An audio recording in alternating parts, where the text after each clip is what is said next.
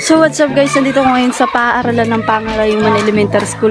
So ngayon ito dati yung school namin. So ito dalawang room lang. And then nagkaroon na ng maraming rooms.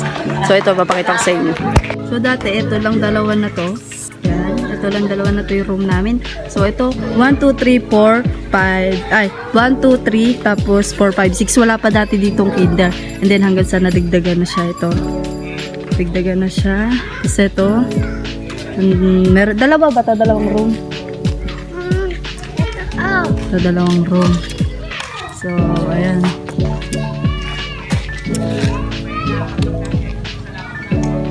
Ito ay umunlad sa tulong ni Sir Crisol Cayetano. Ito yung bagong teacher na na-assign dito. Ito, may windmill din. Sobrang tanda na nito. Nag-aaral pa ako. Nandyan na yan. So, tingnan natin likod. Let's go! So, ito guys, naalala ko lang itong dalawang pader na to kasi magkadikit siya.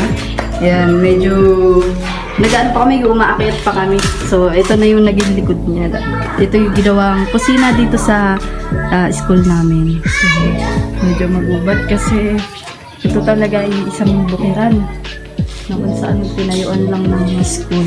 So, itong kusina. Bukod pa guys sa magagandang gusaling nakatayo dito o paaralan is meron din dito mga garden. So ayan. So ito ang kanilang plug pole.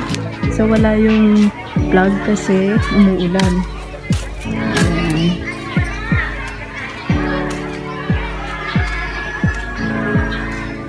Siyempre, hindi mawawala ang gulay dito.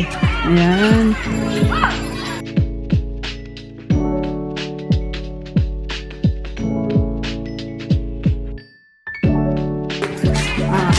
So ito yung CR nila. So madumi kasi ngayon kasi mayroong bisita.